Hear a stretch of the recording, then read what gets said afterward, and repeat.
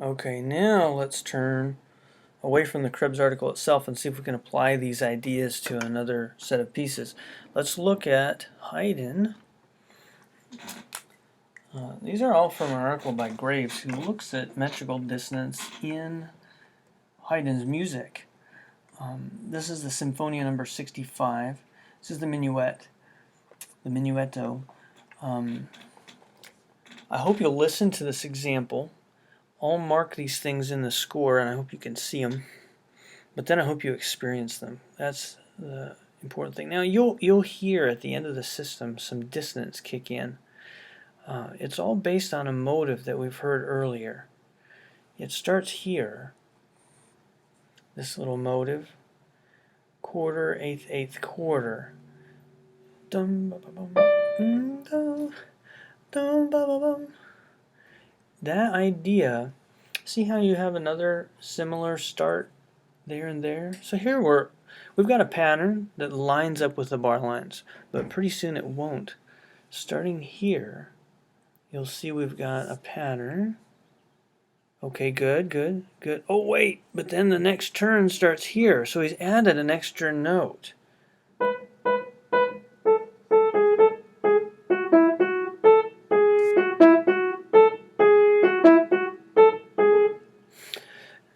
Now, wait a minute. What happened?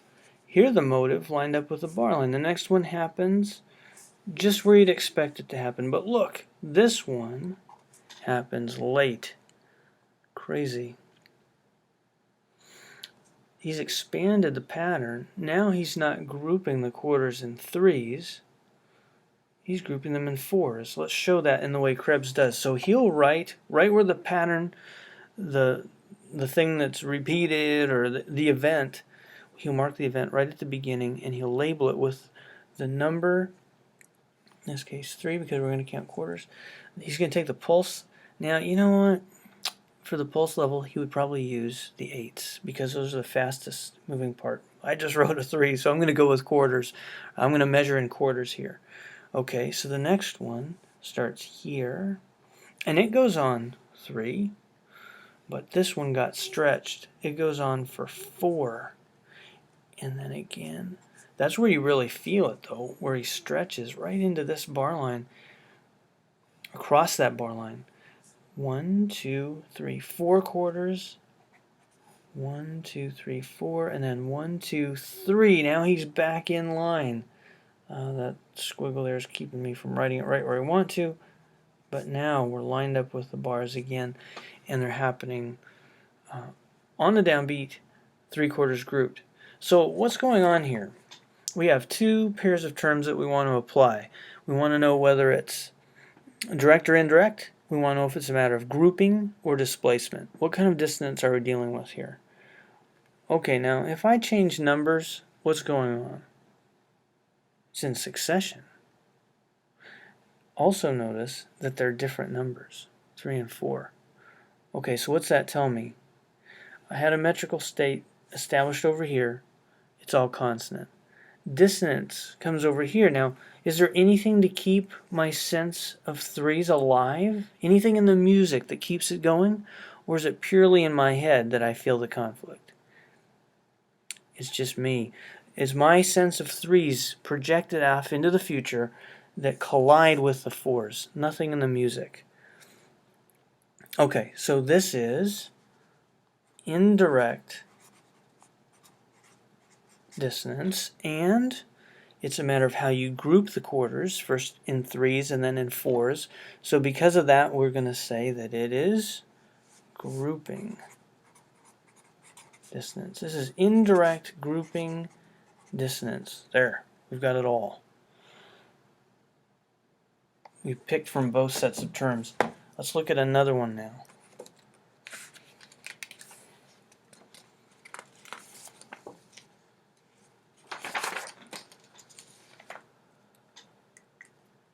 Alright, here's a tricky one. This is Haydn again, Quartet in G, Opus 17, number 5, and this is the Minuetto. It's interesting that these dances often show the irregularity the most. Dance should be fairly regular, but of course, in this rarefied setting of the string quartet, probably in somebody's house or palace or whatever. A lot of play gets worked in here. And this is no different.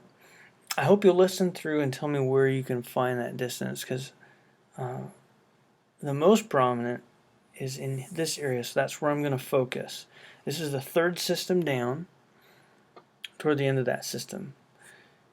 Toward the end of it. So right here, last couple bars, you have a pattern that does this. So I think you're going to hear it as, you're going to hear the eights going to the quarter and grouping with it. But meter goes in a different direction. It says, oh, but I hear the longer values happening here, so I'm going to hear that as a downbeat. Okay, so far so good. But then this one happens too soon. Notice that that kind of idea of a pickup has been going on a long time. And when we get two eights, they tend to serve as the upbeat, fill the upbeat to the next downbeat. This comes too early. All right, so that C doesn't fall on a downbeat, but it falls on a beat 3, and that's disruptive. Okay, so what are we going to do with that? Krebs is going to group everything. All right, now we can do it right. We'll do it in eighths. So the pulse level we'll take as the eighth note level, and we'll show how they're grouped. All right, so metrically they're going to group here in fours.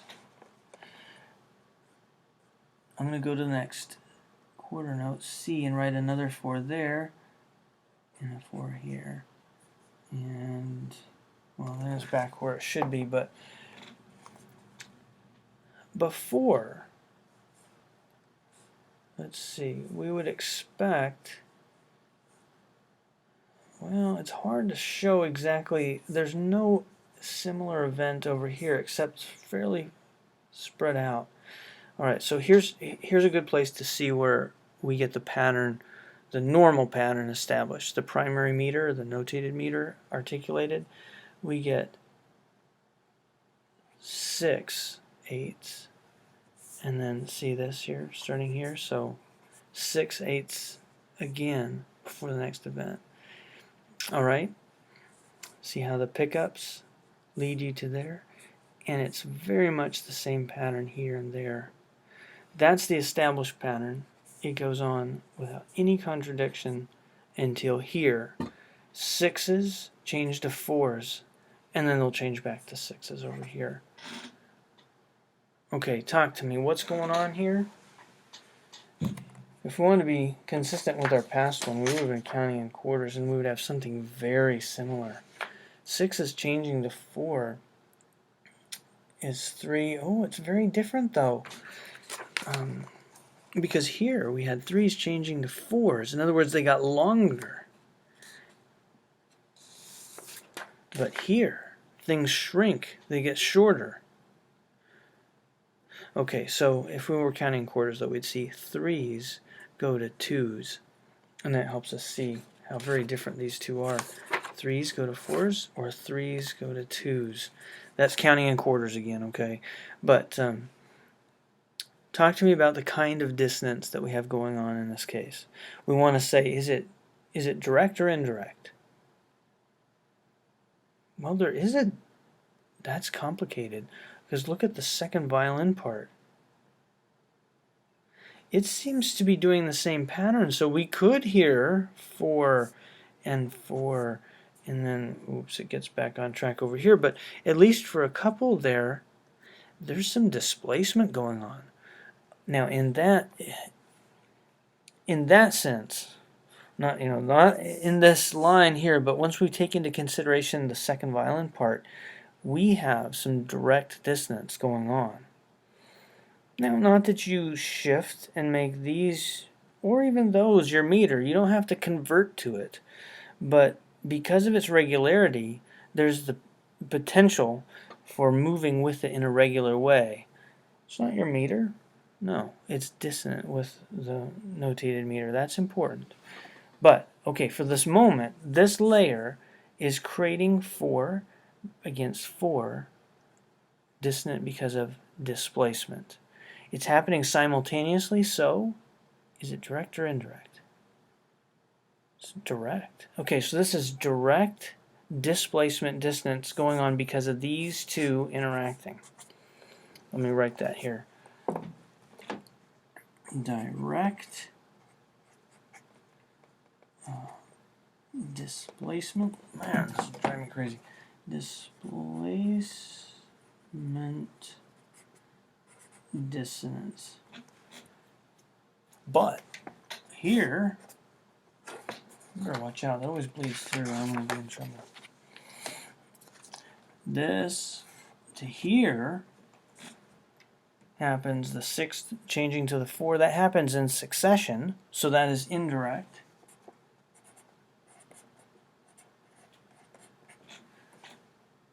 An indirect dissonance. And what kind is it? 3 going to 2 or 6 going to 4. That's a grouping issue. Direct grouping dissonance. There's some other interesting things in this movement too, but I'm going to leave it there and look at one more.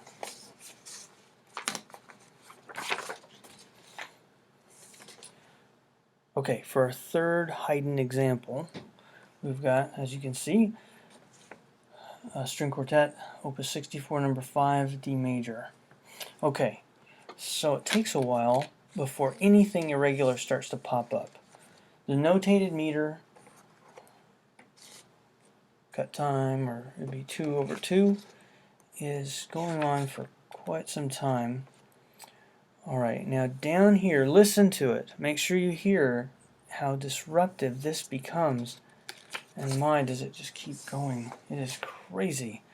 The length of time before you finally lock back in with the notated meter is significant here. It's remarkable. Okay, so some things are happening on downbeats and helping set the notated meter, or maintain rather, not set, but maintain the notated meter. But then, in this measure, I think you can think of it as a measure of transition. It's starting to introduce the dissonance here, and now look how it just takes hold. How are we grouping? Into, so I'll write 2 quarters, 2 quarters, 2 quarters, 2 quarters, and so on, and I could write that in all these parts. They're all starting to do that. Eventually, even the harmony starts to move in that way. So it's reinforced. It's even stronger as you go forward. You could still hear that as a resolution. You hear a chord change to the next downbeat. Yeah, you can see the progression changing chords on strong beats to more stable harmonies. That happens. But then over here, notice everything's sustained right across. There is no chord change until the weak beats. So when the chords start to reinforce this 2 level, it becomes really significant. Even as it's starting to show up here in the viola part, the bass line is still moving as the notated meter would say on beat 1 and beat 2. The ands are where the and of 1, the and of 2 is where the viola part starts its group. So we have 2, 2, 2 going on. Now I know there's no new event here to rearticulate it, so I do this like Krebs does. If your expectation is for that duration to occur, 2 quarter note duration, before the next event, but then it's not realized, you can write the 2, but put it in parentheses. So at this one moment, within this one measure, you have 2 and 2 going on at the same time. So what kind of dissonance is this? Use both, draw from both pairs of terms.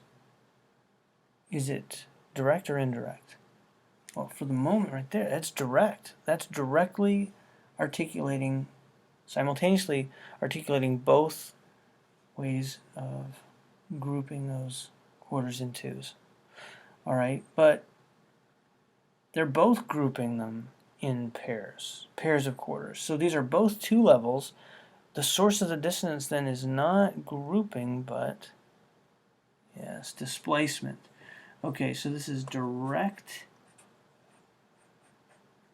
displacement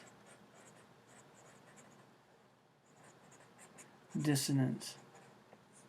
In that one measure, there's nothing here keeping alive. Well, there's not much anyway. There's not much keeping the notated meter alive once you get past that bar.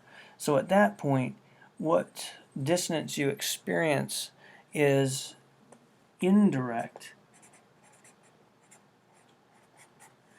and you're remembering what was, so it's still displacement. It's a matter of a two-level colliding with a remembered or projected forward two-level. Not different numbers, still two-level at both, in both instances. So we can say indirect displacement dissonance. Good. All right, so there are three examples of metrical dissonance, not included in the article, but the article is great because you can step through a load of examples in it and have his discussion there to guide you and see if you're on the right track. See if it's direct or indirect. See if it's grouping or displacement dissonance in each of those cases. And then, if there's any question, turn to what he writes and get verification. See if you judged correctly.